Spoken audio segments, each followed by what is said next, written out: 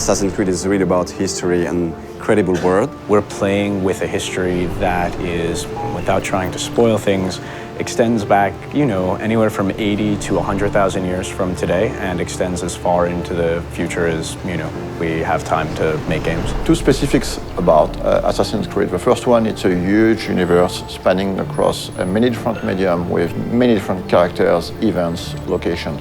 The second one is the community. The community on Assassin's Creed is extremely knowledgeable about this universe and also has very high expectation about what's coming next in terms of story. So putting all these things together, we realized it was time to fit everything into one reliable source of information. Actually, it really has been a back and forth process between the Encyclopedia writers and the games writers to make sure that all the content of the book, of the Encyclopedia, is really accurate. Well, we start by going through all the data, and then we would decide on what articles we wanted to do. And once we had that settled, we would write down a brief description of the article, send it out to the external writers, who would then return the full content to us. The best part about this project was adding new content.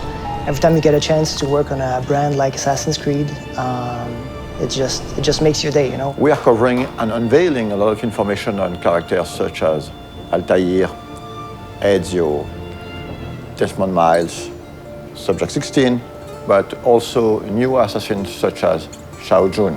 One of the very first challenges was dealing with so much data. Assassin's Creed has been around for a while and has a wealth of information from both the story standpoint within the game universe and just history in general. So going through all of that and figuring out what might be most interesting to put in the encyclopedia was very much the first challenge that I encountered.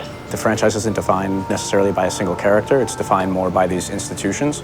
So we have the option of moving in and out of different historical periods, different geographical locations, different individual important events throughout human history. And so we have a wide variety of options, a lot of different material that we can mine for ideas and stories. Imagine this project as a huge puzzle with thousands of different pieces involving a lot of different people. We have tools to track all the narrative threads that we're creating. So we have database, we have Bibles, we have some visual guidelines. So my main role is to make sure everything fits together. So what we did was we tried to match specific kinds of content to writers whom we knew or figured would be interested in writing that kind of stuff. Some of the biggest experts on Assassin's Creed are actually within the community. So when the time came to start writing the encyclopedia, we realized it would be very good to try to seek one writers coming from the community. So I heard about the job writing for the Encyclopedia on the UB Workshop website, and I thought, well, it's about video games and it's about history, so it seemed perfect for me. We were really surprised by the reaction. We got hundreds of submissions, and some of them were very, very good. Well, most of the stuff I wrote was biographies, so of both the characters purely from the games and historical figures behind it. To make a long story short, instead of hiring one person, we finally hired 5 writers coming from the community. What I tried to do is dispatch the articles based on some of the test submissions they'd sent in, seeing what they liked to write best, and then we kept it contextually similar. We try to minimize the risk of bad overlapping and maximize the opportunities of cross-referencing. As for the design aspect of the encyclopedia, we worked with a local agency called Double Echo. They were crucial to the creative process.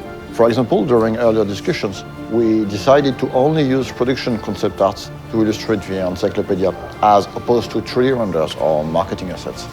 The role of concept art is very important in the conception of a game. During the early stage of conception, we work on very high-level concepts. So it's about silhouette, a mood, skylines of the city, treatment for the characters, colors. It's quite remarkable how much of the stuff does have its ties to reality and things that really happened. And I'm pretty sure that readers will discover some really interesting and new information.